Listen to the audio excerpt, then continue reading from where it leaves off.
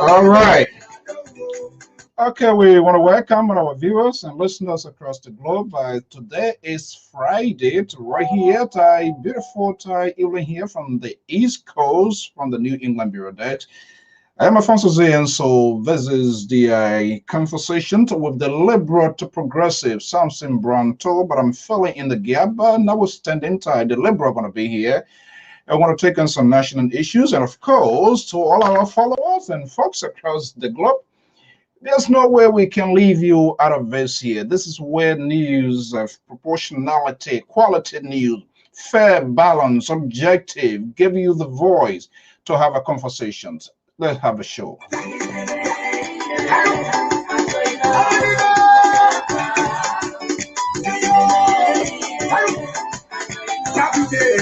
Let's get recognition to some of our folks here trailing in. Let me go to Des Moines, Iowa, where Madam Cecilia Yabalo is standing by. Welcome, Cecilia, and I thank you. And of course, President Adolfo Zor Jr.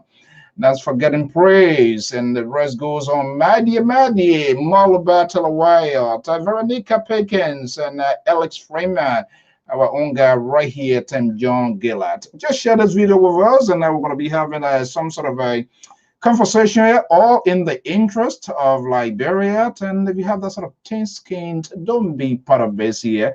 No need to allow your cholesterol or your high blood pressure to go over the roof. It's all about Liberia. We want the good out of Liberia. And so all of the tough questions will be heard, will be asked. Painful conversation. We're going to be taking a retrospect on some of the things that is happening. Well, it seems to wake up again, and we'll come right back to it.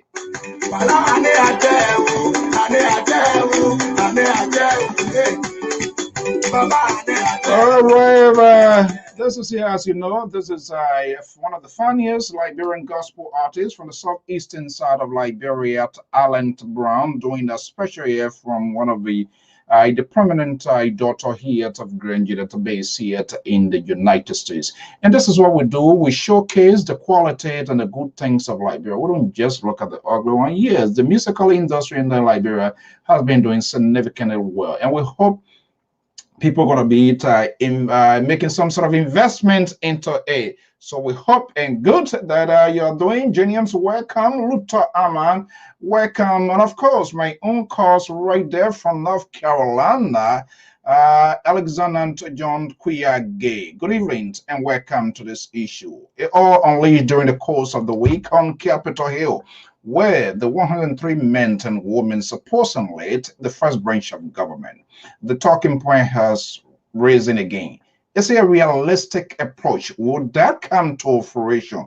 We now know why the president of the Republic of Liberia did right the national legislature regarding this war and economic crime cause. So where this conspiracy has come from that the ball is on the legs of the president. I am Afonso Zayensot of the Liberia Public Radio and LPR-TV. Welcome. This is Conversations with Samson too. The most liberal on this network.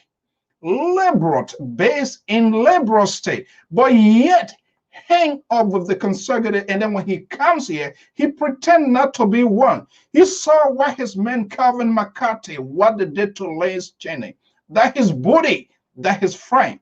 And then when he comes here, he act like a killie. He wipes his mouth. Make sure the grease, the oil disappear. We don't see it. And then he come here and put a charade and deceive our audience. But I'm here to exposing this evening. I am Afonso Zayensot of the Liberia Public Radio and LPR-TV. We are hearing a delegation from Liberia has arrived. But what is the compositions of that delegation? We're going to be having a little conversation. Welcome.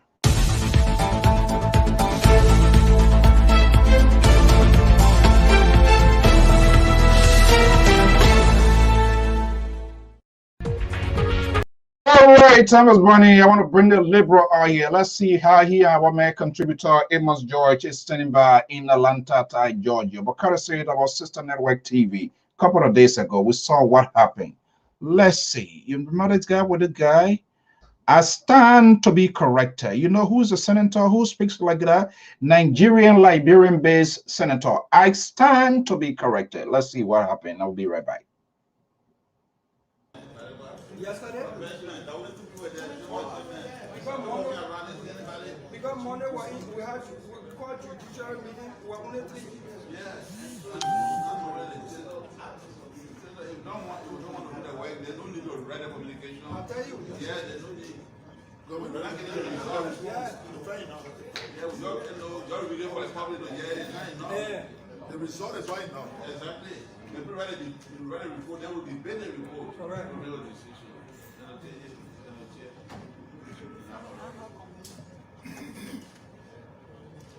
Thank you, President, and thanks, Senator Dillon, because I think your intervention, if considered, will go a long way.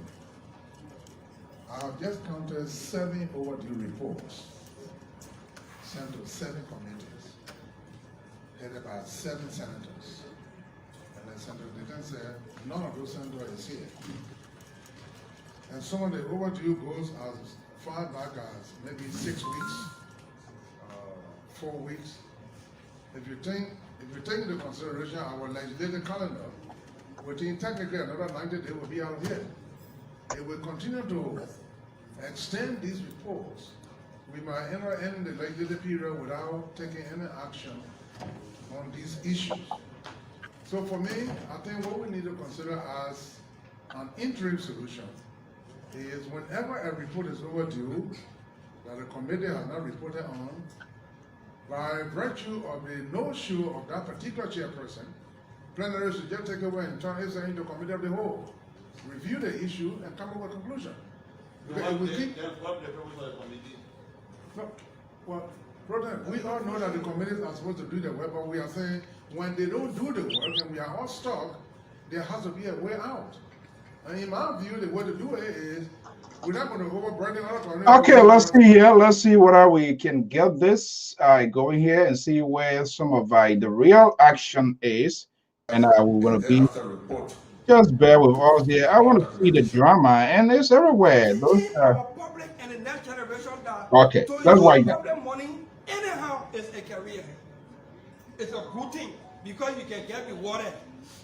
So, Protem, let the communication coming from this Liberian Senate send a message that the Minister of Finance and the appropriate relevant authorities regarding the stimulus package be summoned, not invited.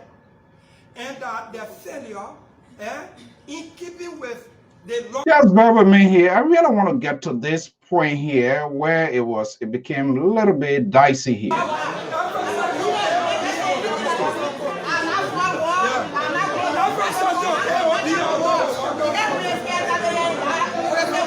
Senator Yomli has denounced being a part of any war faction in this country.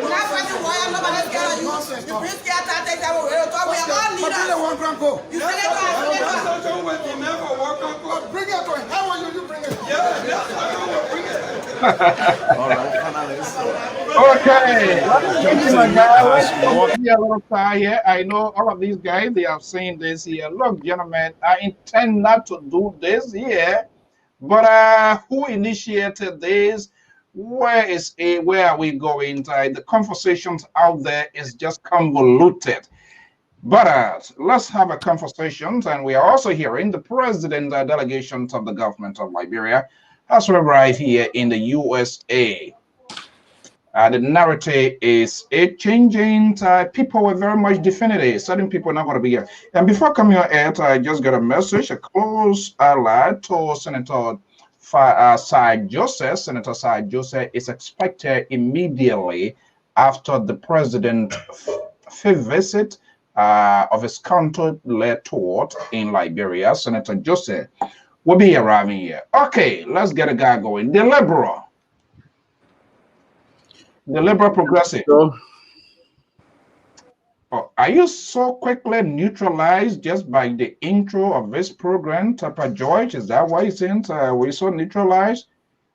You want to take time off? You want to take time off for tonight evening, liberal? Mr. So, first of all, there's nobody, not you or Donald Trump, can dislodge me from a liberal view. I am not in any kinds of over undercover liberal. I am a pure liberal, a liberal to the bone. I am not a lefty. I do believe in people's right to express themselves. I do believe that we also, as we listen to you to express yourself, we have the right to decide as to whether we want to accept it or not. That's the kinds of view that I bring on this table. And you two conservatives, the other conservative is not here tonight, seditious conservatives. I'm not too sure where he is, but I'm here to be the counterweight to all three of you, because nothing's coming out of three of you will be something of value to the liberals. And that's what I'm here to make sure that when because Mr. Intro I usually take hold on right there. Intros are usually Mr. Hold on. No, you hold on. Hold on.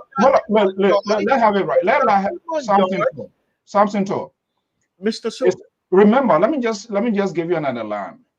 Today is Friday, is conversation with Samson too. But remember, I am in charge. I am Yeah, conducting. this is what So you I can have do. the ability When to kick McConnell you was out in when necessary. charge, I'm in charge. That's why the blow you. Let me finish my string of thought. I'm just not telling you it's 30 seconds to do an intro.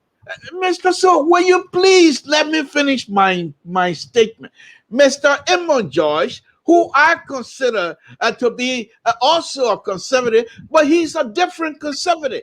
He's too straight. He doesn't fool around. He speaks his mind, whether you like it or not. And I like that kind of person. However, he has a conservative tendency when it comes to my liberal view, and I'm not about ready to back down whether he's shoes straight or not. It doesn't matter to me. I will let him speak his mind, but at the same time, as a liberal, I want two of you, because the other conceding conservative is not here tonight, and that does not give you the right to try to sanction me and sanction my view on this network.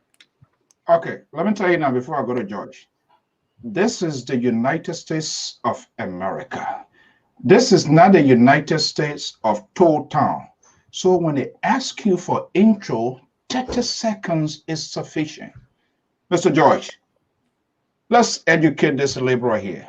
Good evening and welcome. Thank you, Mr. So, and good evening to Mr. Samson Blokuto, the man from Total. How you doing? Okay. Fine. Okay, let's time is fast spent to our many valuables and listeners across the globe, and whatever you are, thank yous. Just put out a garment of a bulletproof, not a physical bulletproof, but I remember that we are here to talk about Liberia. So it might not necessarily pivot in your direction. There will be some things that you will not want to hear, maybe because of political attachment, but we are here to put the discussion into context. Okay, gentlemen, let's get to this here. We saw what happened a few days ago in section. Mossororo County Senator Abraham Darros DeLon, and that of the godfather for politics, claimed to be in Nima County. He felt that he was bullied, and certain things were always brought out in chambers in his presence. So my guess is something that seems very uncomfortable and indicting him as one of the persons who that has committed war crimes, Senator Prince Yomi Johnson. We saw that, and the rest of the folks saw that video here. But I'm wondering here on top of my head, if is it realistic? Will we have this war crime code? And besides that, the sort of narrative we all were talking that people didn't know, including some of the lawmakers, because they didn't do their due diligence. There have been a letter on the desk in the lawmaker in chambers since 2019 from the president to the lawmakers, because ultimately they will be the one to take decisions about the war crime code, and none of them have the guts. They have not. They act like, I don't know whether they following what is happening or nobody have the guts to pick it up. So here now he has resurrected again from this invitation here. Do you think we will have this war crime code? Is that something applicable? Will we see it coming? So I want to start. Where do I start from? Let me start from George, because I'm not going to get anything concrete out of the Liberal. Mr. So, you know, this subject is very dear to my heart. What we see around is people making fun, mockery out of a system. And let me just go back. The TRC report was a document that's supposed to guide Liberia in re-establishing peace throughout the length and breadth of Liberia. That document was sanctioned by ECOWAS, everybody. But people have been playing political football with the document. And one of the excuses people gave was why Ellen Johnson did not do it. But if you look at the document, the report indicted Ellen Johnson Sirleaf. So there was no way that she would go to establish a code that she would have to go to face. So she kicked that can down the road. But mind you, she sat at that committee. Now, President Weah, he's on tape, I think in Lofa County, saying that no Liberian blood was going to be wasted in vain, and those who did it will be accountable for it. That was one of the campaign message. Voted upon it, came to power. Then, when the North started, he said, okay, I sent a letter to the national legislature. They're supposed to do it. He visited the United States. When he went back, he asked the people, do you want war crime code or development? At one interview, he said that he intended by that he was going to follow up a war crime code. Now, then there's a double standard there. Because if the president, who has sent a letter to the national legislature, and the president pro tem and the speaker coming from his party, they are the ones supposed to put that on the agenda. And if the president is speaking that way, that means the president pro tem or the speaker will not put that issue on the table because they see the message that the commander in chief is sending to them. This is 2021, Pa George. It was saying, let's understand it was there here, but who has been arguing from the length of that time to get us to be where we are? Yeah, it's the thing here. President Weah, it's the CDC that is running parliament. The president, this is one thing we should understand. Just how it works in America. If Nancy Pelosi or Chuck Schumer do not put anything on that table to be discussed, it will never be discussed. You can make how much more upside. It won't be. That's just the parliamentary procedure. So if President Weah was sincere, but he's not sincere because he has said it already. So it was just something to serve as a distraction to the Liberian people. So the person wrote the parliament. But he has said he's not interested. So if he's not interested, and the speaker. The letter was in before then, before even returning from the US. Mr. So you cannot get away. There's no excuse. If the president was serious, he would have called his president pro tem and said, look, put this thing on the floor. I sent you a letter, why you are not responding? But he said, I know he's not interested. And the president, and the president pro tem has to just put it aside. The issue now, coming to Prince Johnson. Look, let me say this. Okay, let's do a bit. Hold on one second. For your piece, let's do it bit by bit because this guy, the guy right out there from Total, he has already thrown out the conspiracy out there to our viewers, and we don't want to validate his argument that two of us here we're going to be against him, we don't like him, and all of that here. You know, he acting like maybe he's talking to his partisan now, and that's why he texts him. But let me just come to him. Mr. To, are you there? Yes, I am, Mr. So. Thank you very much. Okay, so it is a very consequential issue when it comes to this war crime. The name is so easy to call war crime, but the implications, all of the octuple layers that is involved, the gravity of it, what it requires, the financial aspect and everything. We don't usually talk about that, but I would just think that's something that can just automatically happen. Of course, people should be held accountable, but I'm not sure we are having that sort of conversation it should be. Mr. To, here we are again. Darius Dillon of your party, Liberty Party, Prince Johnson, the godfather of Nima, the guy who always flipped the coins around. He thinks that he been bullied.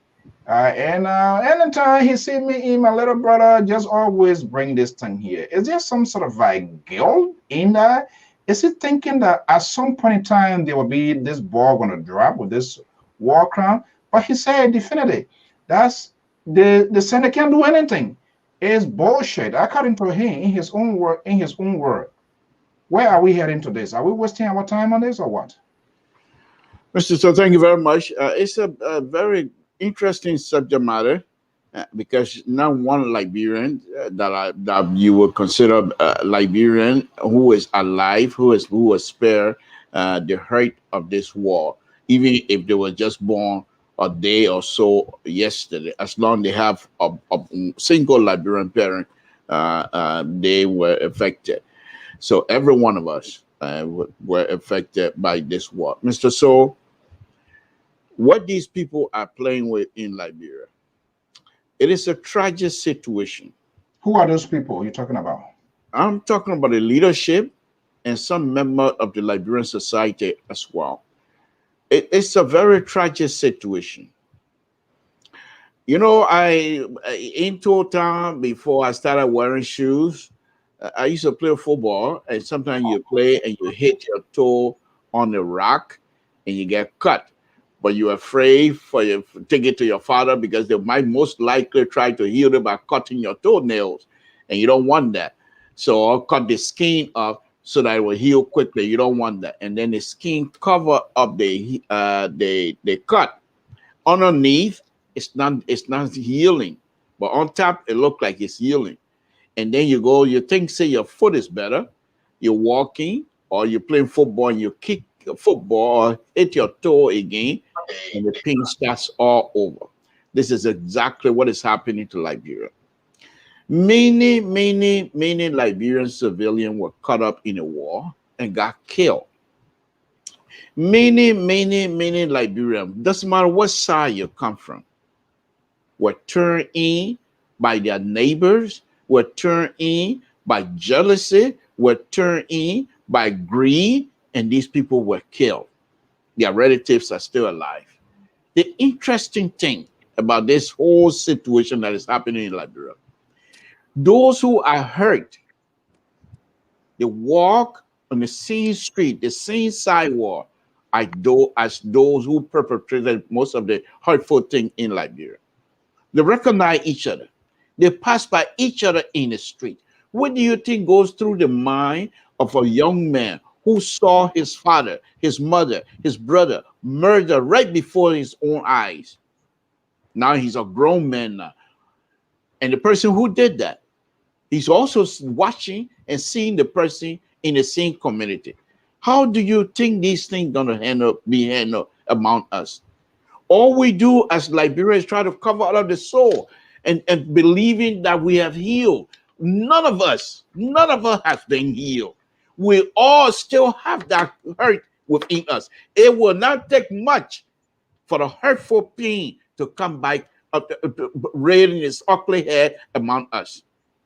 This thing that these people are playing with is what going to make Liberia's future brighter or continue to be doomed. Why do I say that, Mr. Sal? You have the Liberian society. Many of the young people today that you see in the street that are now the electorate, voting men and women, were young when this thing was happening. They saw the brutality of each other among Liberians. Yeah, you can say stranger came from other countries to join up, but they were not in majority. Most of the hurtful things were carried out by our own. So let me just go back to what happened at the Capitol building. And that building is supposed to be the building of the Liberian people. And many of the people in that building, they also either participated in the war or they are victims of the participant. And many of them know each other. Directly or indirectly. Exactly. And that's why you have these kinds of situations. And when that issue comes out, not only the murder of the certain president Doe that hurts people, but other people now take that thing and bring it on to themselves to say, these people did this to us. Now, let's go back. As a liberal, I come to this thing with a broad mind and then expect people to come out and express themselves. Let's look at Prince Johnson. And I don't mean to take many of your time. Please forgive me if I am. But let's look at Prince Johnson. Prince Johnson didn't just get up one night, one day, and say, you know what? Everybody eating good food in the country knows I'm going to bring civil war. It didn't happen. This thing happened over and over. There was where are we going? Where are we going with that comment? Now listen to me. Listen to me. I'm like I said, I'm a sitting historian. Let's put it up. The book is here. The history book, that is. I don't know real book. But look, I know Kuomba, Thomas Kuomba. I know him very well. There was another gentleman from Nima County called him D.K. Wansley. D.K. Wansley and I spent months in Canton in the same building, under the same roof. We had lots and lots of conversation what was happening. Okay? Relative to the Liberian situation. Yes, but before the war. Before the war. D.K. Wansley is also dead now during this war. Okay? people, he has relatives that are still crying for him. So when you sit down and you say Prince Johnson and try to blame him for everything of the Civil War, then you're not serious. Prince Johnson, on the other hand, should come out. He should come out, just like Dr. Bullet. They need to come out and explain to the Liberian people that their participation in the war was not something they enjoyed. Explaining. Let me intercept you here. No, hold on now. We are not roller skating. This is not a seat bowl row we are doing here. This is a very high call conversation that I'm going to bring in Pa George here. Come up to the Liberian people and explain. I'm wondering here, what sort of explanations of justifications of participation, explanation to say this is X, Y, who initiated it. And of course, I have to do this in order to see this day to tell you this story. What sort of explanation are you talking about? Well, Mr. Soul, let me just say this here again. People like Dr. Bullet. I was at the Ministry of Education when he was arrested at that Haas son. He didn't just immediately go to war. Dr. Bullet became member of the PRC government, working in the government. What happened? When the war started, when they find out, the very first video that I saw here in the United States during the war, there was a group of rebels that went to Buchanan, and they caught some Crown boys in Bassa, took them on the beach, and they said they were going to blow them up and put grenade in their mouth while these people were crying. The video had to be cut away. So the point that I'm trying to make here is this. All of these people that were involved in the war didn't just happen overnight. But my concern and the main issue that I have with these people is that they've considered to take Liberian for granted. To say, oh, it happened, so what? No. You come and tell us that your participation, you were there to protect your people. So is Prince Johnson. Prince Johnson, why you think he's loved in Nima County? Yes, even though he was brutal, but he started this thing, got involved because he wanted to protect his people. And none of us here can tell us are young to say we don't know what was happening in Nima County with the Dole government. We know that. So we know. So when they came to revenge, they also decided we're going to go after the Crown people. The Crown people that fought the war, many of them that fought the war, they were not fighting for Dole. They were fighting to protect themselves and protect their people. That's exactly what happened all over the country. The Lofa people were fighting to protect their people. The Manigo people were fighting to protect their own people. It's not like they were enjoying the war. But what will you say when somebody continue to do these kinds of stuff, kill your people right before your eyes? You're going to have to participate. This is the kinds of conversation that we're going to need to have. And I believe people like Prince Johnson should encourage and not get angry, should encourage the war crime court. Let people hear why Prince Johnson participated in the war. And not the kind of excuse, oh, I didn't come to testify, myself I will not testify. That's being coward. That means you scare. You kill people. I am from a different world, and I'm going to take a different approach to this. You say these people are taking Liberian people for granted. Let me flip the question around. Pa George, yeah, are the Liberian people taking the politicians for granted, or those who participated in the war? What am I asking this?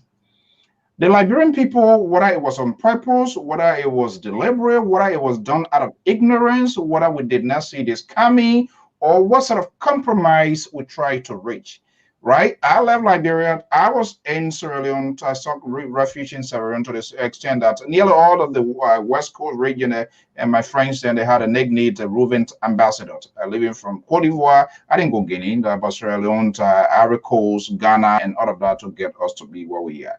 What am I going with this question here? The people, the citizens, the people of Sierra Leone took a different approach. But we, in as much, even though we were hurt, but the Liberian people say, okay, you heard me, I see you as a liberator. I see you as a person who will push my agenda. I'm not sure what they were thinking about after 4, 5, 6 years, whether we're going to be having this sort of talking point. And what happens? We empower these people. We gave them the first branch of government, and they are sitting in that seat. Not just only give it to them for 1 year, for 2 years to see whether they're going to taste it and we're going to come to our senses to say, oh, we have made one of the biggest mistakes in our lives. We empower them from 4, 6, and then 9 years. Unfortunately, which any of them not going to even to resign, even if they were caught into investment, whether they are investors. So, should we hold ourselves responsible of our decisions, immature, uncalculative decisions that we have made, knowing what we knew it, not that we didn't know it, but we decided to put these people here. And I see here there are two schools of thoughts. We don't know what's going to happen. We cannot alienate these people from society. So we have to get them in our backyard in case of any eventuality. So we are caught between the lines. How can we get out of this mess? Mr. To made mention about some history, but let me say this to Prince Johnson about Prince Johnson first. Prince Johnson was in the army. Except the second. Yeah. He was working in the government. He had no problem until Kumba arrived. When Kumba arrived, according to Prince Johnson himself, he heard the announcement. Prince Kumba did not invite him. He took upon himself, went and joined Kumba. Right there, in itself, is a mutiny by him. As a mutiny, as a military person. He left the barracks, went and joined Kumba. When the coup failed, that's how he was arrested, and he managed to escape. He left Liberia. That's another story. The issue all know when is it a crime in itself? It is a crime by itself. He was in the army, serving at that time. He had no problem with the government. Government had no problem with him. Until when Kumba arrived, he was not even informed to say, join me. He himself got a volunteer, went and joined Kumba. When the coup failed, how can he will pick up? And he escaped. So now, why am I saying? Because some people don't know this story, but that's the actual fact. He was not contacted by Doe at that time. No. It was his own action that led him to be arrested, and he fled the country. He went. Now, fast forward. This conflict started between Doe and the people of Nima. We all know what went down. People from Nima were being killed. No excuse about that. Nobody can say, hey, you're in Liberia, you're growing up, we know what happened. The war came.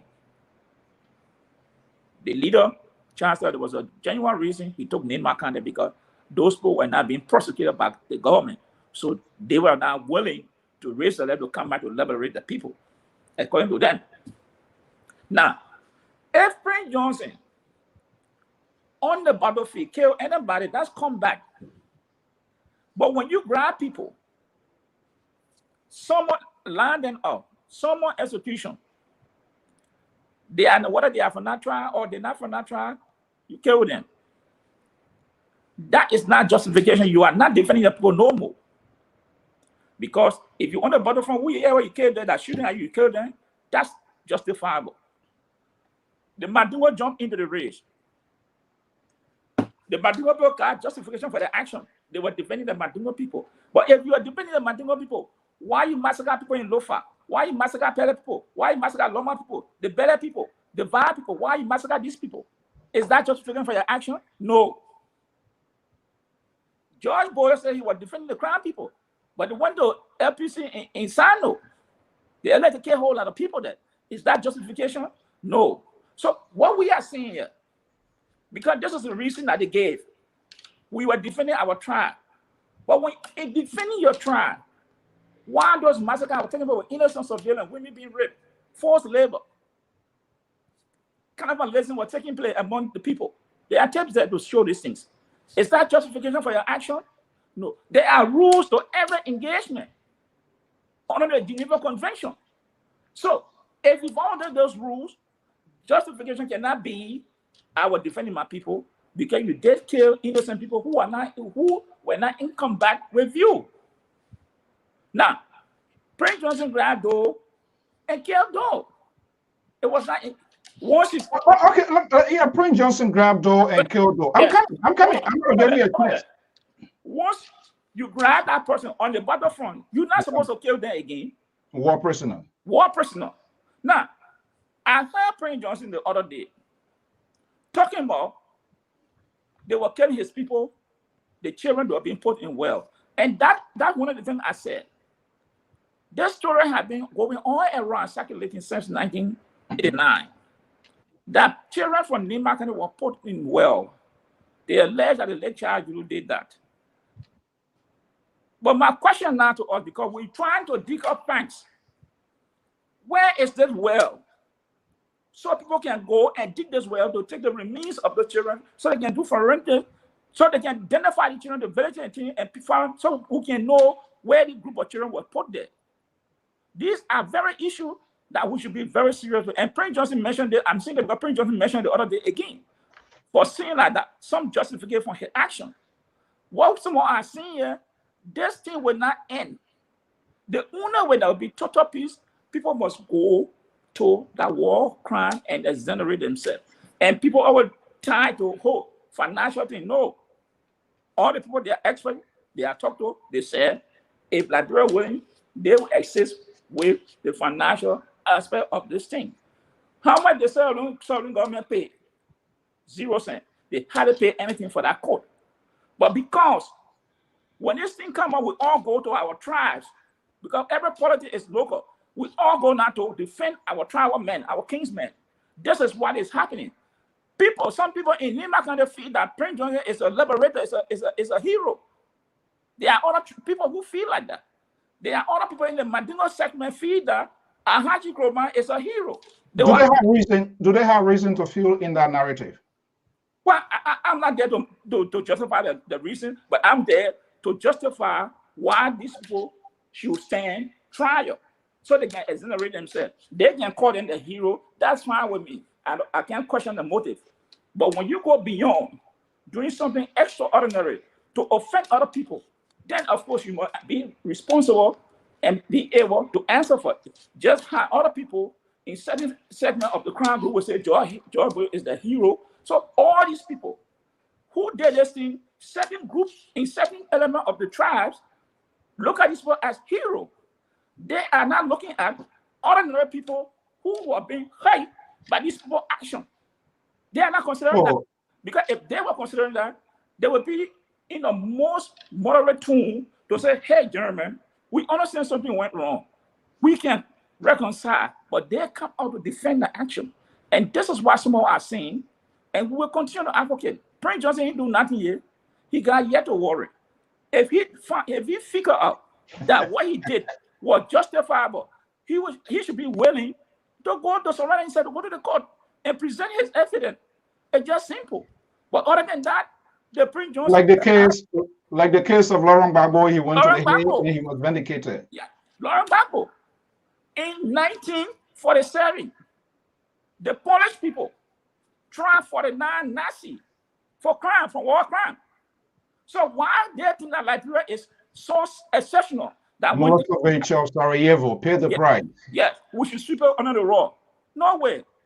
So is a very convoluted, very entangled issue.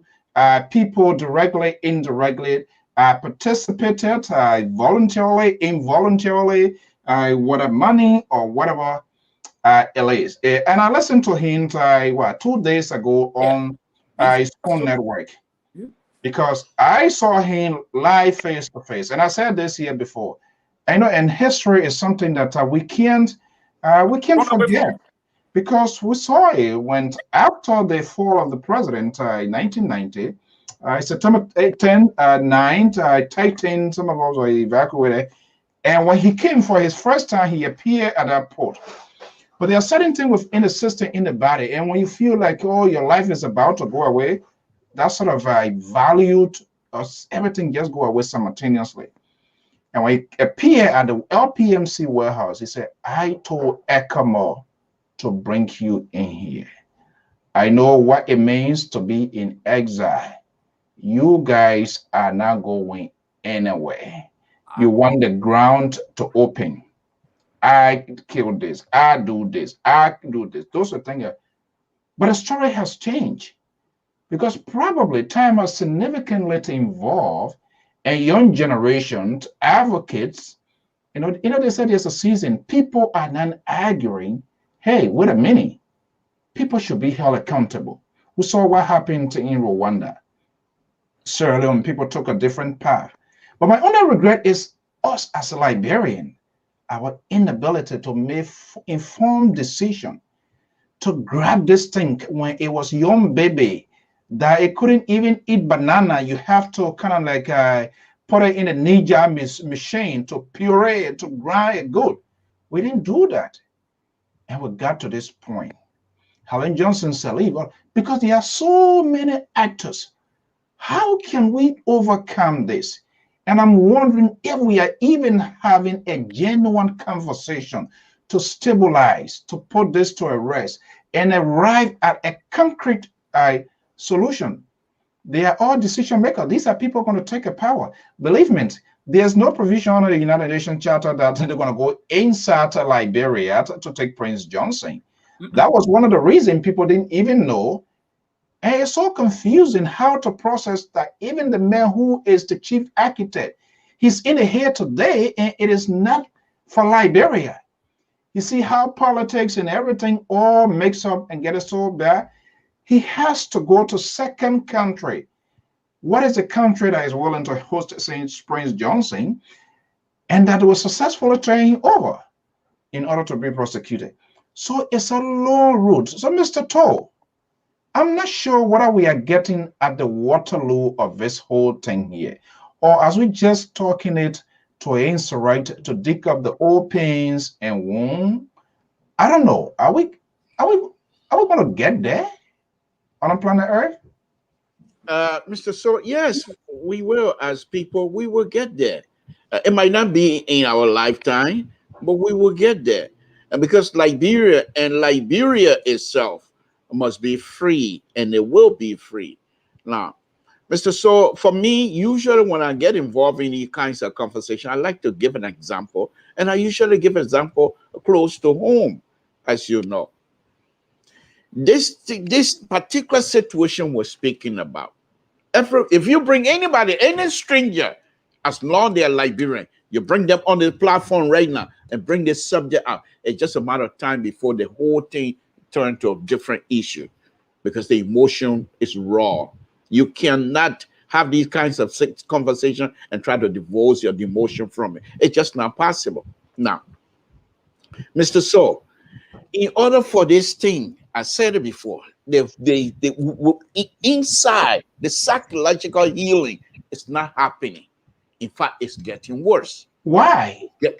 Well, because Liberians are not willing to face their past. They are not willing to face themselves. Okay, Liberian, let's not leave it vague. As you know, we always interact here. Liberian, the politicians, advocates, ordinary citizens. Everyone of us, including us here on this platform right now. But what you mean on this platform? I want to go outside there that we are not willing to face the fact. Can you give me one example of two of us here? The three of us? Oh, they're coming for a part. Mr. Josh, let's be sincere here for a minute. All three of us here are now talking. Yeah. And none of us here can stand up and say, well, this war happened, but I wasn't affected. We all were. And either we support or carry out some relative of our carry out certain action. Every one of us were involved.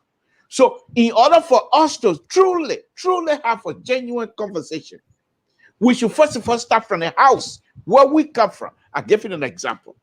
There's a gentleman, two guys. They're both fathers, they're brothers. So they're first cousin. The gentleman, one of the gentlemen was, both of them were working in the army from Toll Town. I'm not saying from any other stuff. I'm not going to call name. One of the gentlemen, first cousin, is a woman who married to another person. I'm not going to say what tribe, because the kids most likely are watching. However, this other gentleman, there are two of them, plus this girl. This one, the girl husband, was vocal in Toll Town about the corrupt behavior of the government. My father also vocal about the corrupt behavior of the government. So these people were designated. These two guys, my father and this gentleman, were designated to be killed the night at night. Take them to the river, to Sesto River, according to this other gentleman. So this guy was there. He heard it. He came and told my father and this guy not to step outside that night. The people were coming for them. My father listened. The other guy, they came for him. He said, I don't care, whatever. So they took him to the riverside and killed him. The girl, I'm talking about in my own house. I'm not saying I'm not talking tribes. The girl, up to this point, will not speak to her cousin because of this. The guy who saved my father's life, he and I we just spoke a few days ago. And every time I bring that story, you know how he saved my father's life? For my father to escape? He had to shoot out in the house, took his gun and started shooting in the house so my father would get out. That's how terrible these things were. So they are not far removed from any of us. If you want to go to Grand Jide and say, this is what we're going to start the conversation is going to be so heated, you might not be able to handle it. Because any tribe in Grand Jide that you go to, any section of Grand Jide you go to, and bring out this issue, the conversation would start going downhill quickly, because every one of us was affected differently by different people, some from their own house. So in order for us to have a true, genuine understanding and accept each other, first of all, we have to have an inside house conversation. And then we go out to try to harmonize what is happening in Liberia. This is where the failure from the leadership is not helping us, because the leadership need to push this. Not so much of trying to establish a war crime for these people to be punished. That's my concern. If you come across as somebody who want to punish somebody because of their past deed, then perhaps we're not going to get anywhere. But if we come across as someone who trying to find resolution so that we all will be saved and we all will be free from our demons, then we will get somewhere, Mr. Sir. But let me say this to you. What you're saying there, you is charged with that responsibility. If you want to resolve that issue, you can call the people and say, you know what happened? Let everybody talk what they want to talk. Because that's the first thing in conflict resolution. People must bend their ankle. Say what you want to say. Then the healing process starts. Mr. Judge, I don't mean to interrupt, please. We tried this. And you know, the gentleman who's also happened to be my own cousin, I still talk to him. He and I talk most of the time. You know what he told us? You have Prince Johnson walking around. Nobody doing anything. The armor can't say I submit myself to anything. You'll take me somewhere else. And I'm not alone. This is not just in total. This is happening all over. Okay, I see where you come from. But what you said is sincerely true. But yeah, from my end, I was personally affected by the war, and I don't know the people that did it. Okay, if you ever heard of the Duburo massacre, I had a son that was 1 year old that was born in that Duburo massacre. I don't even know his grave today. I cannot tell you where he was buried, whether he was buried. I don't know. So, and I don't know the people who committed that atrocity.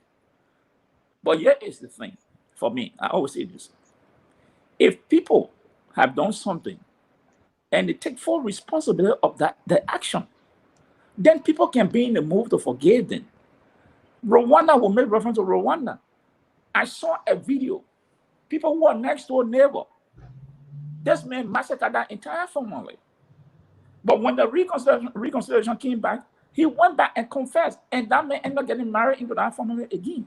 Today, those people are living side by side. Because he stated what he did was wrong. And So, forgiving it.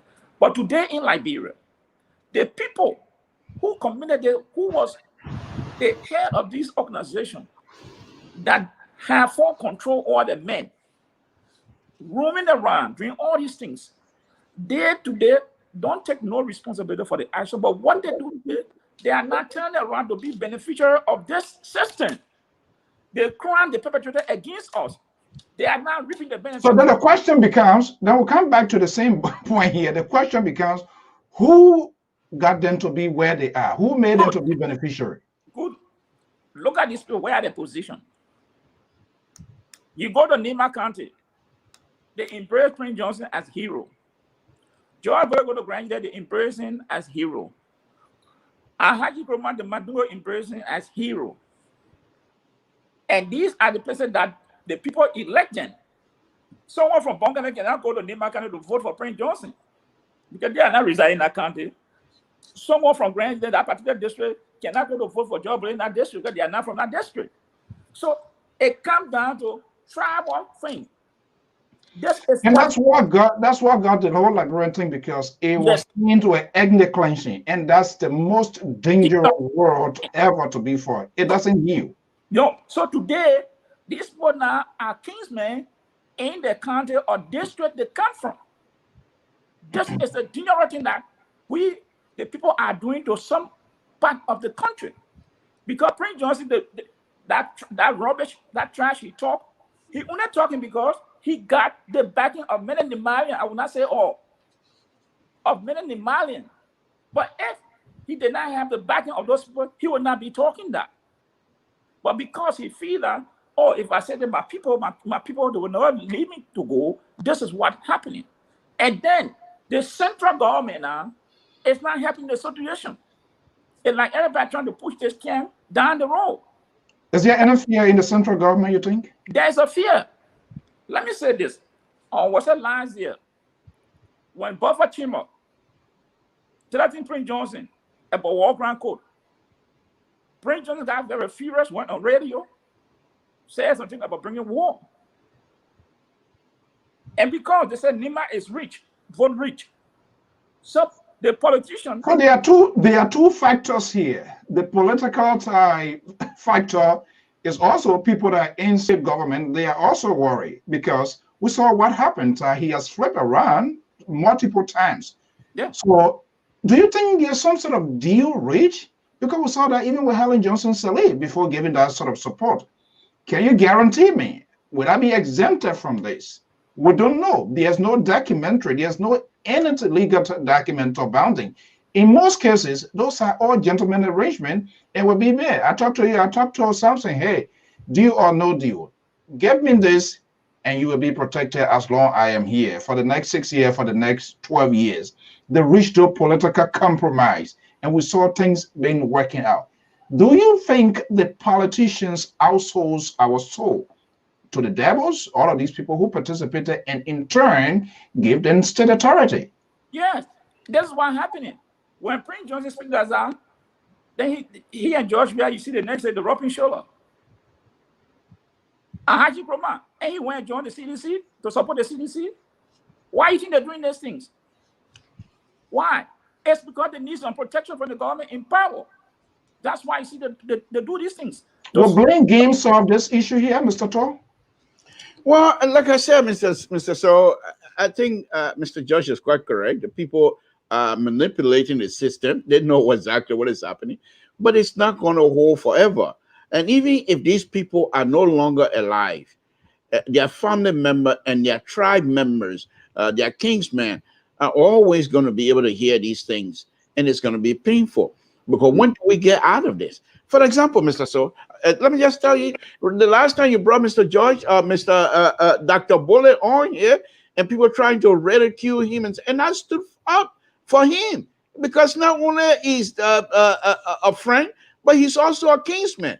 And that's why every one of us, that's what I'm saying.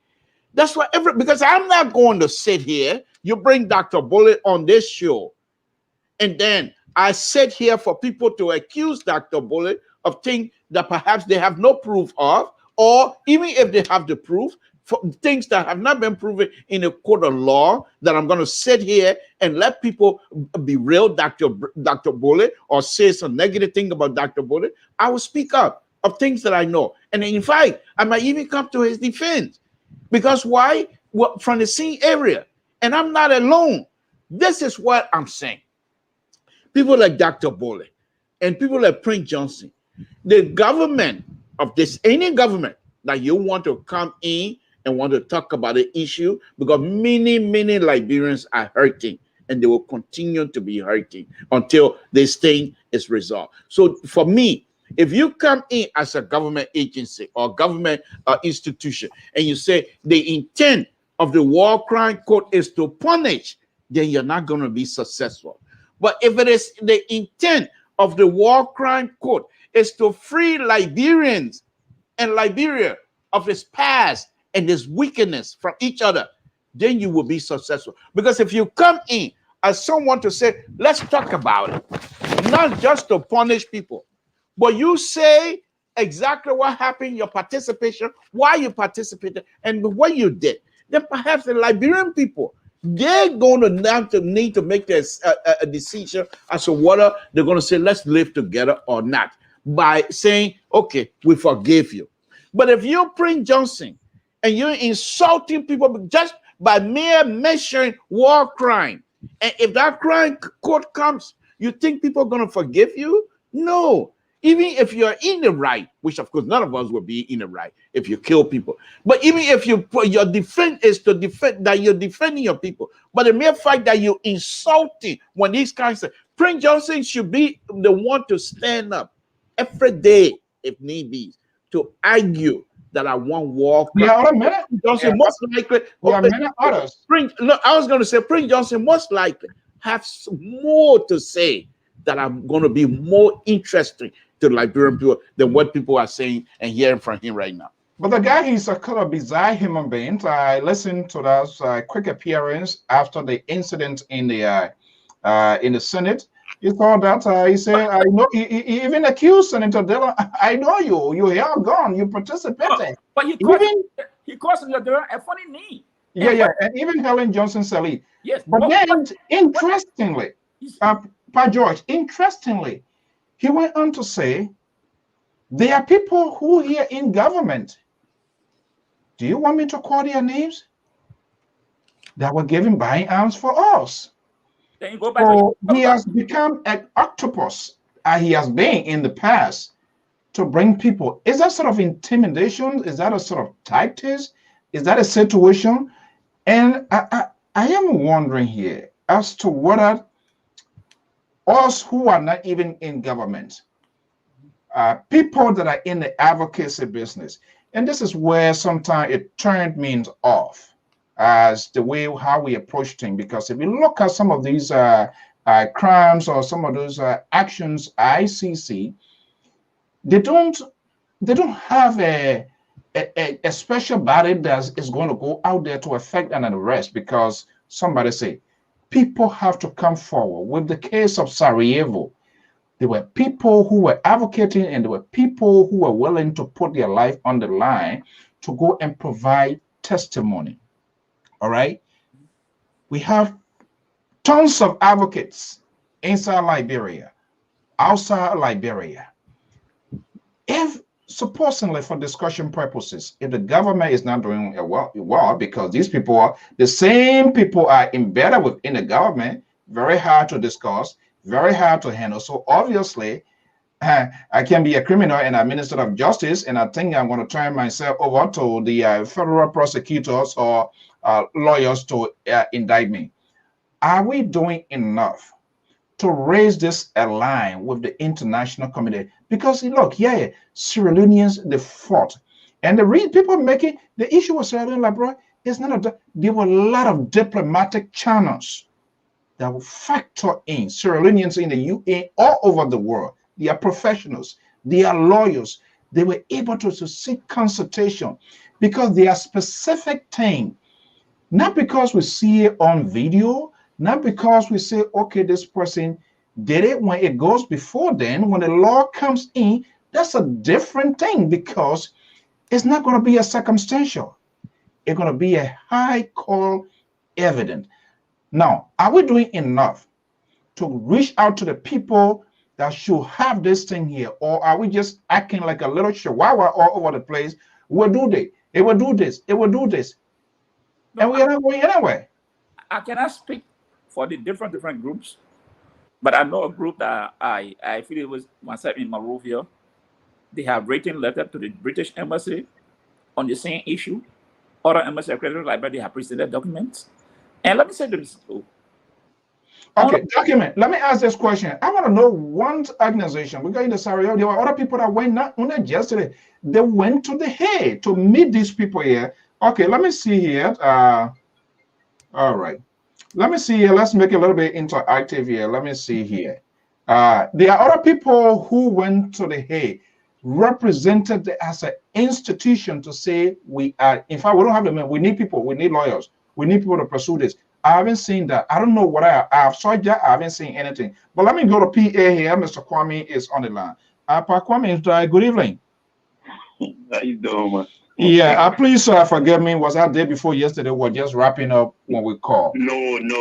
Yeah, okay. You did nothing wrong at all. Okay. Please, you know, this is a case. This is a thing that I don't usually, because I have my own personal experience when I at the port of Freeport of Monrovia.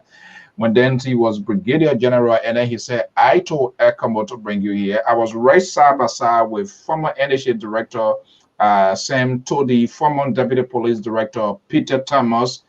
And when they were taking those people, when Larry Milton, who I saw in the twinkle of an eye from the barrack, was embedded with Johnson, Conate, and all of those people there to identify a police officer, all the paramilitary people. I said, oh, this is not a good thing here. But Kwame, this thing here, are we wasting our time? Will we come to a resolution?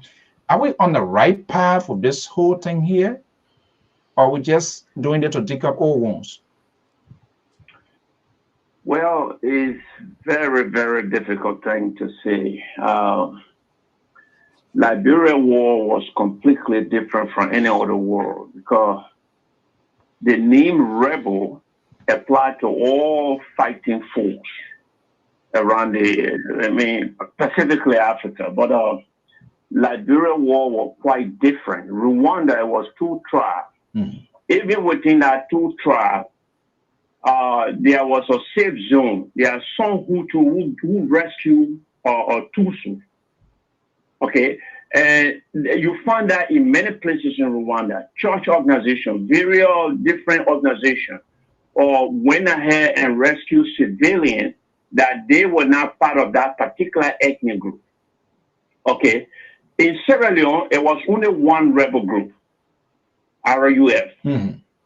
Okay, in Liberia, Liberia war was probably motivated. Everybody's in Liberia involved.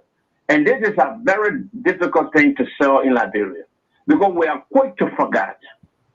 The reason Liberia chose war over peace, though became a very big dictator, and there was no other solution throughout by the Liberian, rather than bringing rebel war. You saw the demonstration from the beginning, from the onset of the war. Bamboo come down, monkey come down, bamboo go up. Every Liberian was involved. All right. Meaning it was embraced.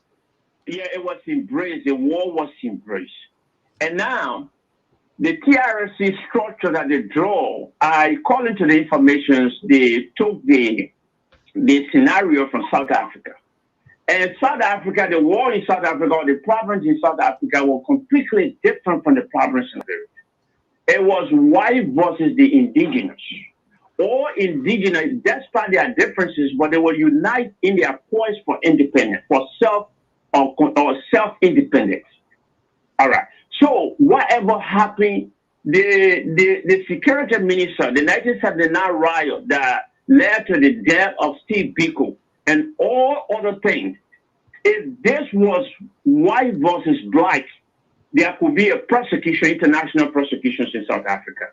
So there's a politics on the things here. In Liberia was quite different, completely different. The Guilds and the Mano combine and they enter in Nimba. All right. They begin to target Madingo ethnic. They have many reasons. Some people say, well, Madingo was leading the soldiers to identify Guild and Mano, which is not true. Because I'm a Nimbanese. They between Brale and Frole, that's a lower Nimba country in Beatrice Chibron. The first car that was burned there belonged to my uncle. And 3 people got killed in that car. At that time, the government knew nothing about the rebels. They had just crossed into Liberia because that area is in the borderline. All right. So there was no condemnation from any institution. Madingo was not given any safe zone by any organization, whether it's a religious organization, private organizations, or the permanent Liberian. Permanent Liberian coming from soil down, no one opened their mouth to condemn the atrocity that have been perpetrated against the Madingo. That continued throughout. They captured the entire nation, seized the capital, Monrovia, no one come in, no one go out, and hunt for Madingo for 1 to 2 consecutive years without any condemnation. So that tell you every Liberian were involved. Now people talk about crime against humanity, or war crime. War crime, probably that's a new thing. And the ethnic cleanses you mentioned, under international law, that's not a crime. It may be a very big surprise to you.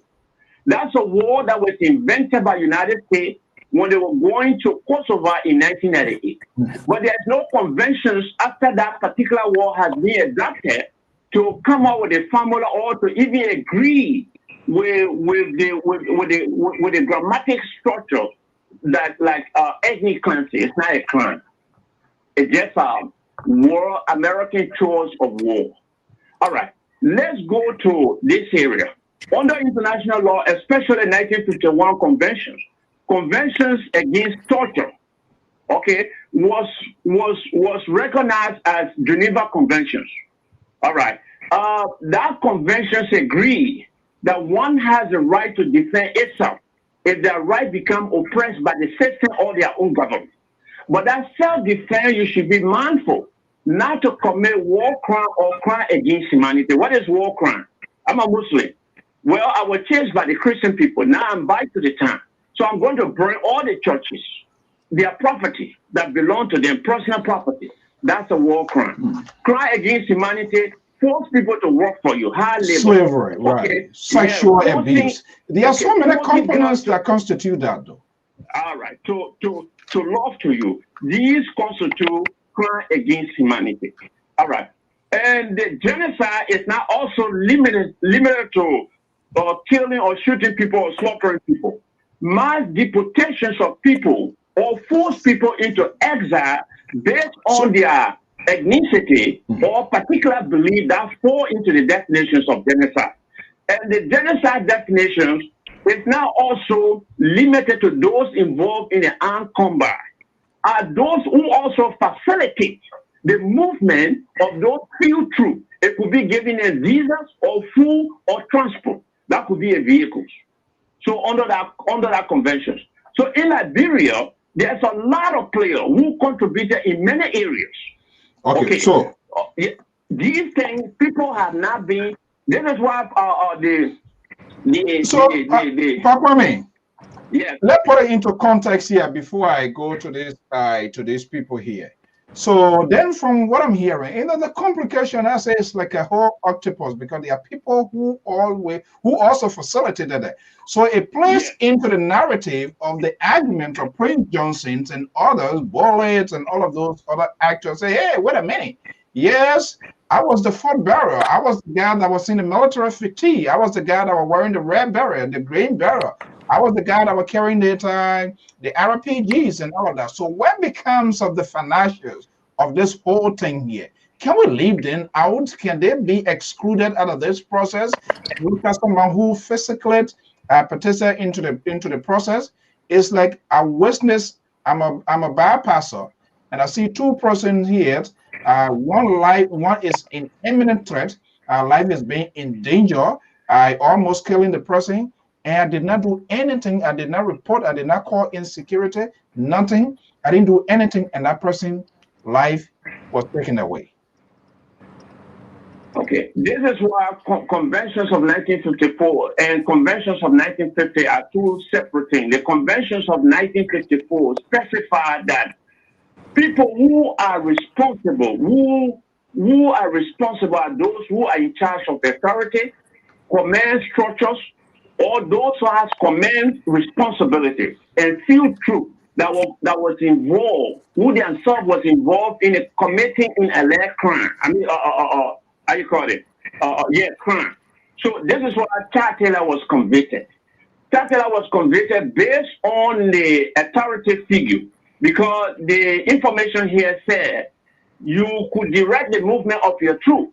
If you don't have intelligence to furnish you, your troop was crossing from Liberia into Sierra Leone. You heard it from international media like BBC and other things, and the Sierra Leone government complained about it. What did you do about it? You never change the directions of your troop movement. This is why they look for some of those rebels themselves or soldiers to go to the hill and testify against Mr. Taylor. Let's get to the bottom. Let's get to the bottom line here. Will this war crime argument, war crime, this and that, war crime, economic crime? There are two different factors here. We haven't even gotten one yet. Do you think, based on all that you know and seeing what you are saying, the politics that is being played inside Liberia, those in the Beltway, those who are the direct beneficiaries and the accusers, the victims become the victim, and the victor becomes the victim, all of that. Are we going to, is this thing going to play out in Liberia? Well, it has a long way to go. And a drag on or delay, it would be very difficult to prosecute in the absence of forensic science, in the absence of DNA, in the absence of direct evidence. So it's going to be very, very difficult to even bring somebody. And that when you bring war crime to Liberia, war crime specifically, not everybody is going to be prosecuted. War crime does not also specify that ones who involved in war or combat should be prosecuted.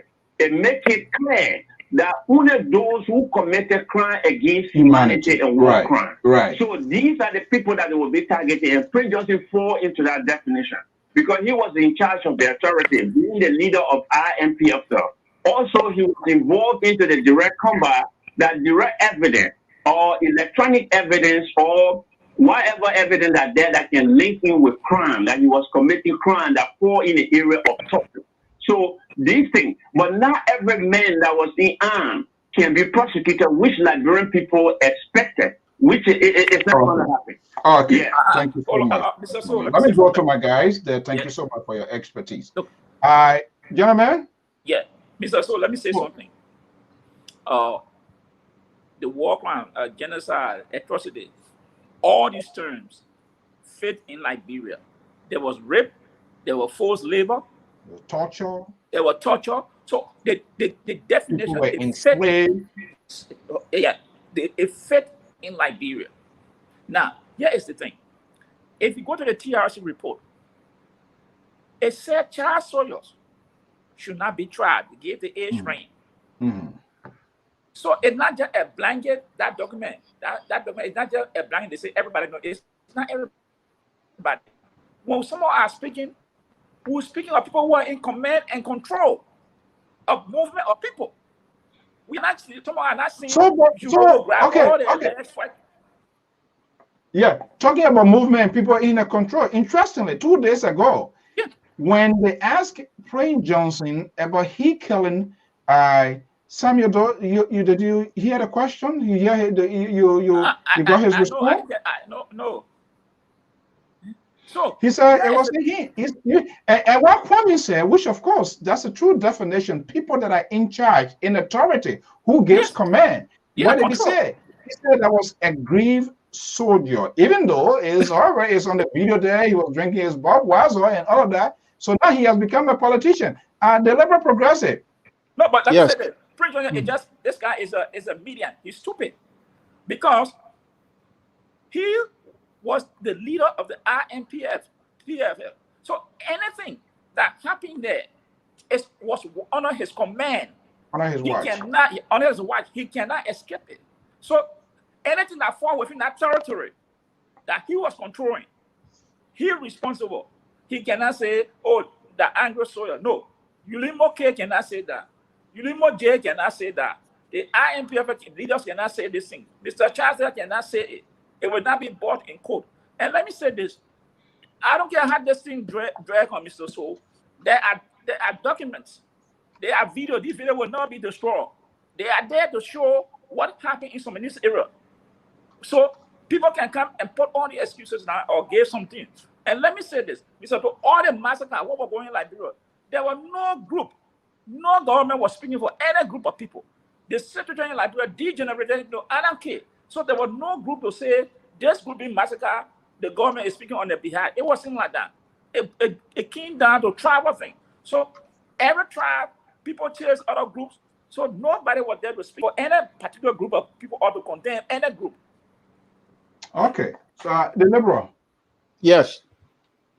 So I'm not sure where going to be the day end of this whole thing here because such a huge complication. People define it in their own understanding, in their own context, to satisfy their desire, which of course they have the right to do, to give it whatever definition they can give it. And here you have these people here. So can this legislature, can they do anything? Or we're going to come back here after the next election, the next group, to say they didn't do anything. Can they do anything about this? Mr. So, it's a very interesting question because many of the people that are there to make the law, you can say that perhaps they were either participant or they themselves was victim. So for them to come out and make a decision on these kinds of stuff, they're going to be very difficult. The hope that I have here is that many of us as Liberians will find it within us. If this thing is really, really bothering us, we will do something about it. That's just human nature. The sad part of a commentary, as I'm saying, that is a little bit will be a little bit disappointing as far as I'm concerned, is this: many of the actors are now getting older and they are getting off the stage. Their memory cannot help them anymore. In fact, I think you have one of the not the participant, but one older person here one time on your show, and some of the statement he was making and some of the references that he was making, and you know that these are very far and few in between. So their memory is going away. These are people that could help us. Now, once again, let me just say this again. If anybody comes to this position of this war crime court as a way to punish instead of restorative type of deal in order to restore the soul of Liberians and many of those Liberian young people, old people that participated in this, they should come clean so they themselves. You will not believe it. Many Liberians, even what a participant or victim, they will be willing to clean their soul because this thing bothers them. That's one of the reasons why you find it difficult to have cooperation in our country. That's one of the reasons why you find it difficult for people to go talk about anything other than money. If you don't have that kinds of unity among us, people will care less what kinds of diamond roll you put on the road. They don't care about it, but they're not going to help you. They're not going to do anything because they have no interest in it. But if you clean the people and you have people to understand that these things happen, and those who participated, those who perpetrate the kind of crime, turn to the Liberian people and publicly apologize for their behavior, I think it will go a long way. Okay, let me go to this caller here quick. 612 number caller. Good evening. What's your name? This is Ben calling from Minnesota. Hey, Ben. Good evening. Welcome. Yeah. Oh, thanks for having me. There are a few things that I want to address very fast. One is most people sometimes ask, why is it Liberians elected some of these people into offices, and a lot of times we only tend to look at the physiology of what happened during the war, but the psychological aspect of it is bigger than what we see just on the surface. So the reason why Liberians elect these kind of people, the reason why they elect these kind of people is because sometimes because of the trauma, people have not been healed. Nothing has happened in that country. And that is one of the best reasons why we need the war crime code. And a lot of times people are mistaking the war crimes code that it's coming to take people everybody that fought the war and put them in jail. No. The war crime code has a lot of good stuff in it than the few people that will get in jail. So I can tell you here today, as a guy who communicates with the court, so if the war crime comes to Liberia, we might not even get 10 persons in jail. We might not even get 10 persons in jail. But the benefit of that court if that happens, you will not even get 10 persons in jails, and this for discussion purposes are coming. Would that satisfy the curiosity of the Liberian people, the 15 political subdivisions, if 10, 15 persons were to be picked up only?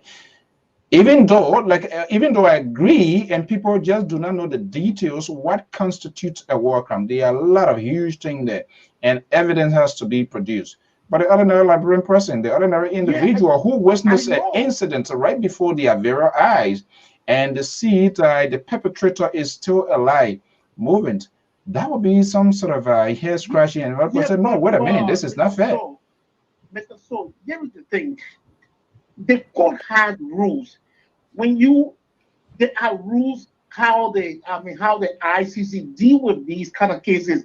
It made it very explicit. It's only going to go after those leaders that were were controlling groups. They're going to deal with those leaders and not the other guys that were there. They're not going to pick up kids. No. We will benefit more when the court comes, and when the issue about money, Liberia does not have to pay a dime. Liberia is a signatory to the court. Okay. All right. Thank you so much. All right. That's an interesting thing that I will not do anything. So, gentlemen, let's go on Capitol Hill here a little bit. Are these people that are there, the first branch of government, are they having that genuine conversation? Despite of the bitterness, the political bitterness here, the liberal say he's not a liberal. The liberal say he's not a conservative, but he hangs up with those guys. His man, Kevin McCarthy, the putsch lace chinning out, and he's from the liberal state as well, and all of that. So I'm wondering here, what our guys, the men and women on Capitol Hill, are they having a conversation? I think one or two instances, probably on top of my head, where I see, in fact, it's not even that was just opposition people that are in government, people that are usually invited to meet the president or the executive branch. They are people in both houses, the leadership or key players, meet oppositions in government, they call them for a conversation and discuss all of these sort of critical things. Maybe I might be getting it wrong here. Pa George, you followed news development, the liberal as well. Do you guys remember any time in period that national government called members of both houses? These are things that we need to talk about. Maybe in a bipartisan direction. Maybe we need to be having a sort of casual conversation to see where we are going. Has that happened? No, and yes, the saddest thing. I think recently we saw here in America, President Biden invited top-ranking member of the party of the Republican Party to discuss this package he's coming up with. Now, in Liberia, it's the opposite. President, we are going to all the streets we are gathered. Had never spoken to Dallas Dillon to congratulate Dallas Dillon, Bocha, nothing on the con. And these are the people who now you can see Senator Yomni Kanga. These are the people now who merging as leader from the different political groups. So if the president have, or if we have any important agenda, want to discuss or bill want support, I think these are the people that they're supposed to invite. No, but it's fair to mention, you're talking about congratulations. I never heard with Mitch McConnell, they can have a conversation. Do you think Mitch, what his name said, Joe Biden was saying a congratulatory message if Kevin McCarthy was really elected? Is that what you're Okay, let me just, but these are the people, the person would need to call to say, hey, this is the package I want to pass, so I would need your support or your uphold. What do you think about this? He has not done that. So what is happening is also a failure of the leadership, even with the Senate pro tem. With this kind of issue that burned in Liberia, when we saw, he said, no happen. I'm calling member from the opposition group today so we can sit down and post an idea together to see how we can solve this problem. No, they just kind of put on the table, either you vote for it or you don't vote for it, or maybe they use cash violence to bribe. They say, okay, we can bribe certain people, so even if they don't participate, we can get a vote. And that's how the country is being run today. Okay, so let me sound a little bit ridiculous here, and anybody can call me up to that. The liberal. Yes. So here we are, one of the powerhouses within the opposition column in the CPP, Senator Darius DeLon. And what his name says, Prince Johnson, how they sort of shut her up in chambers in this sort of special sections. I am wondering here, and I heard him saying, speaking briefly on Spoon, that as of Monday, Tuesday, he's going to initiate something to get it going. But here is the $1 million questions. Would this bite him? Because you remember in 2019, he called his colleagues, they were spineless, the place is rotting, and it goes on and on. And that house of Edda, it requires consensus building. I'm not sure whether that consensus was really built from the offset. Probably he was playing into the narrative of his base to energizing as a new person. Is he doing enough? Because if I have an ultimate goal to get certain things done, I think I will want to play my card as well. But the same very people who support that you need or you will need in a long period of time, and I can say now, this is the time, because if it goes through, if there's anything, that would be his biggest political legacy. But you call me spineless, you call me into rotting, and all of those things here. How can he twist the game? How can he change the narrative to get these guys in support? Because you are just talking here, the viewers, they're not going to go into Senate. It is these people that are going to take the decisions for us. Then that's what we put in there. Does he have a task? Well, Mr. So, once again, I just, as a liberal, and I'm come to this position from a liberal perspective, to be honest with you, I think, in my opinion, and these are some of the things that make Dallas Dillon a smart politician as young as he is. And that's one of the reasons why he was able to succeed in flocking CDC and the entire CDC. The flocking, listen, no, I'm trying to find solutions. CDC probably been flocked ever since. No, what I'm saying, yeah, my questions, probably. You will understand my point. I'm just giving you an example why he seemed to be such a brilliant tactician when it comes to politics in Liberia. Senator Dillon, he's quite aware that he has no backing from many colleagues of his. However, what he's doing, knowing full well that he's not going to succeed, knowing full well that a war crime court is not going to be established even within his term of office.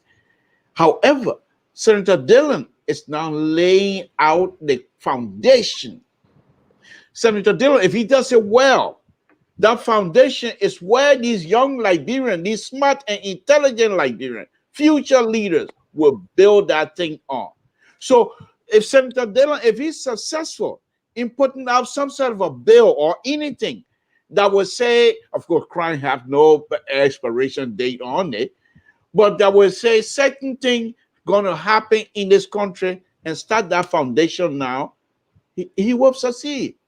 He doesn't need the entire Senate to vote now. The entire, I just told you, The Senate is not even going to vote to establish war crime court because you have a victim who are member of the Senate. You have perpetrator who are member of the Senate.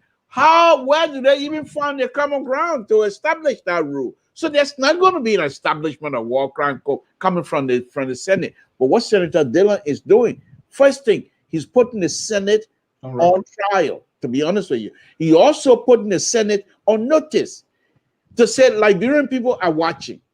And those of you who turn going to be coming up very shortly, you better prepare yourself. So Senator Dillon is a brilliant political tactician in Liberia, my opinion. So, Per George. Yeah. You heard a liberal. Yeah. Oh, he's right in some sense because, it's the tax here. Because when Senator Dillon went to the Senate, he rubbed few elbow, and I don't think some of those people really want to get along with him. They may not say in the public, but in terms of supporting him on this kind of issue, I don't think they want to get along that line. And the few senators now that you can see Senator Dillon, they are in that group that's Bocha, Nyomli Kanga himself, this other guy, Moyo, I'm not sure he like one of the guys where you can't lean on. So you can see your own Prince Moyo from your country? You can't Moyo, you can see the man. The man wants to be vice president. He Edwin Snow and Noko. So you counting Edwin Snow out as well? Yeah, Edwin Snow, Moyo, Noko, these are the people who want to be vice president. These are the people you see now. They both tend to go towards the ruling party. So these people are not reliable people. But what Mr. Tour is saying, he's right, because Senator Dillon is putting the Senate on trial, on record. Because just by speaking these things out, they're not bringing up, but the public is watching. To say this man, he's one person, they are two, but they continue to talk on the issue. So the border now would be under pressure. The election coming, this thing will now come back again. Because, it's the thing of Mr. So, this war crime thing and economic crime, it will not go away. Someone will leave it and die. It will not go away. So, this thing that Senator Dillon is starting, Prince Johnson, I said something today, Prince Johnson and the lives of others, they got to get prepared. Because this subject is not going to die down. And thinking about getting angry, you want to make her afraid. No, you can call Senator Dillon name, you can call any name. The reality is we will continue to ridicule people in the public, because that's the only thing we can do now, to continue to call you people out in the public, to embarrass you people.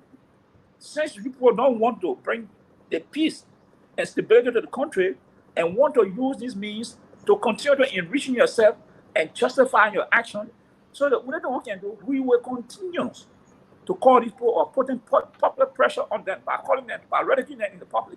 And this is what will happen. Okay, guys, we're going to call it. Hopefully, we're going to be at 12 midday. The delegations of the ruling establishment, we're going to dive into that, but not tonight. We are hearing 3 or 4 delegations here from the government of Liberia, and they are here. But what next? What it means for the CDC government?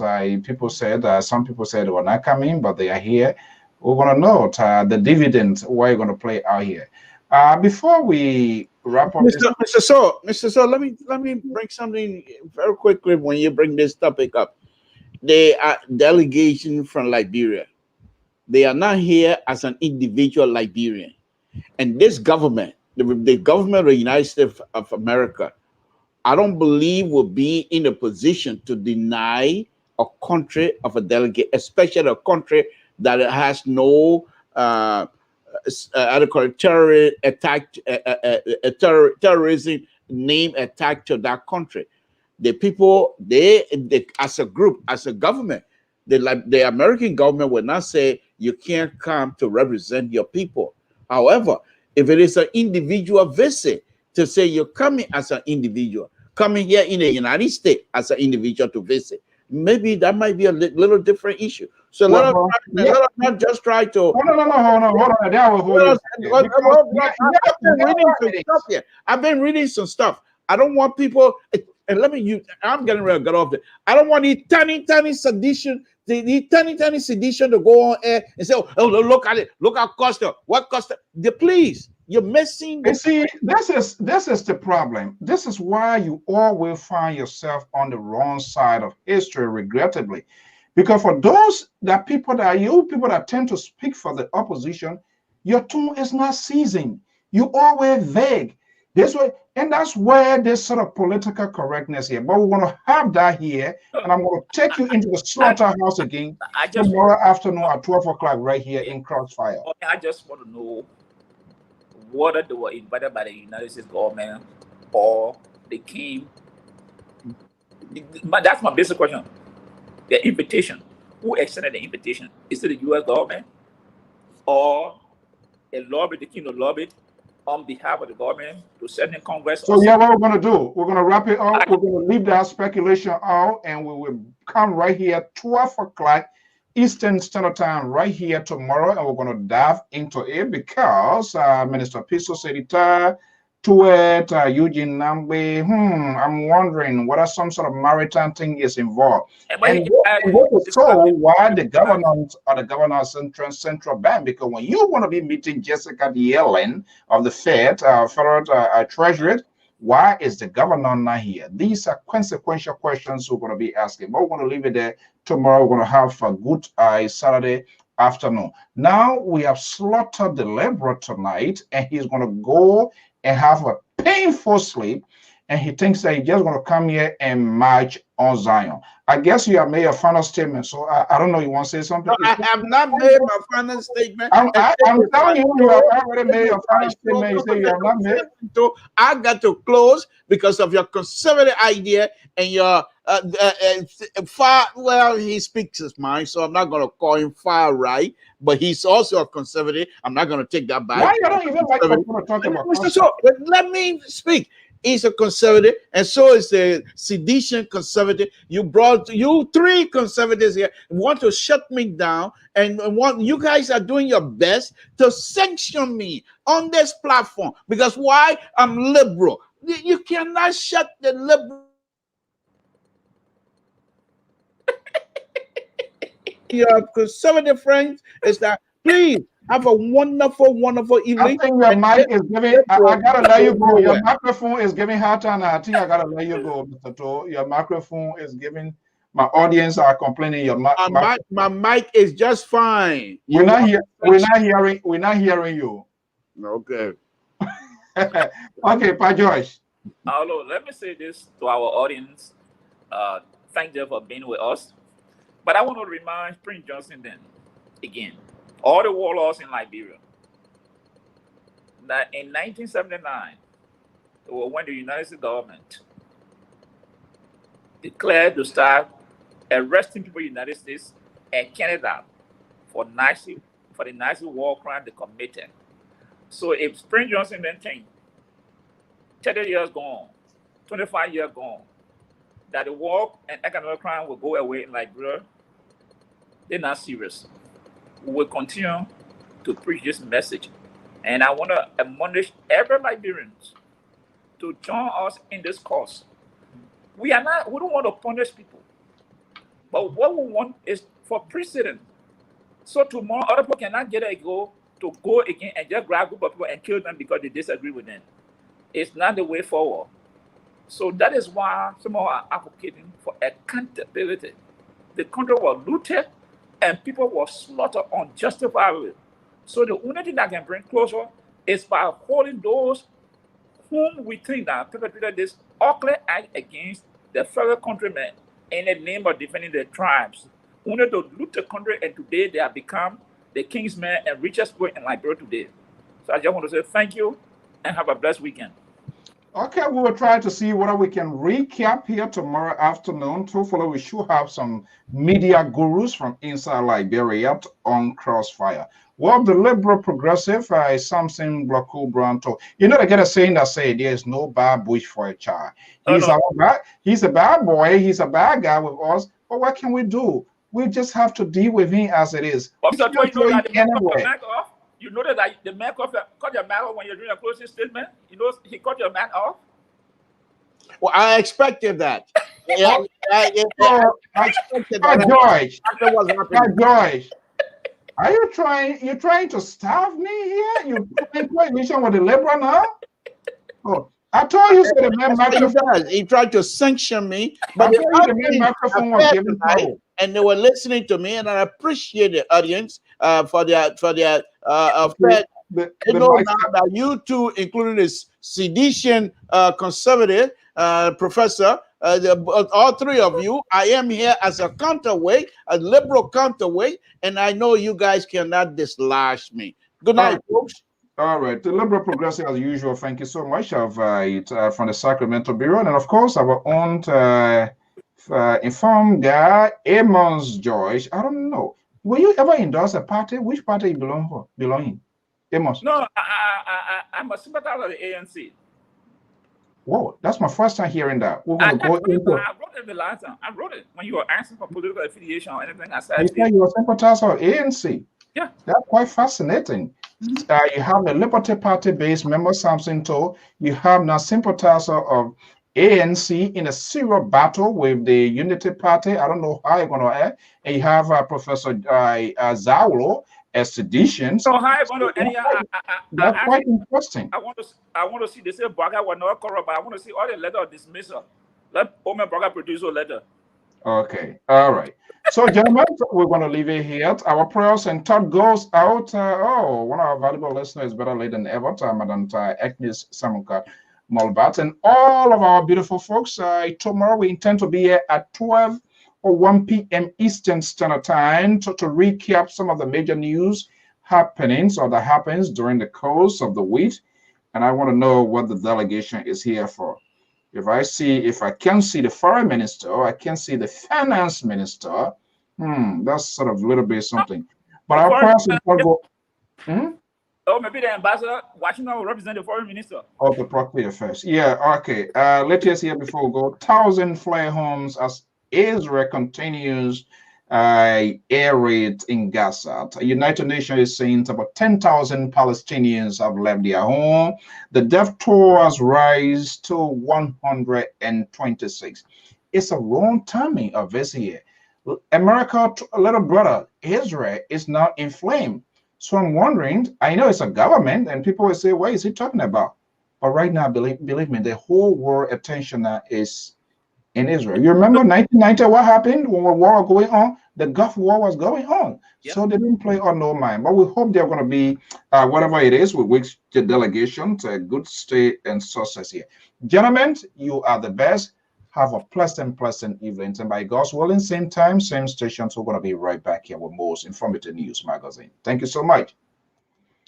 Okay, there you have it. As usual, our guys here, we always have this sort of conversation. So we agree, disagree, but we have critical conversation here. The issues of war crime is consequential, it's painful, it's hurtful, it's refreshing, but yet we have to discuss it with the ultimate goal to find a peace. But until our politicians and all of the actors in Liberia, including ourselves that sit behind the microphone, do our due diligence and put out a proportionate conversation with the hope of finding amicable solutions in a Liberian crisis, will be better.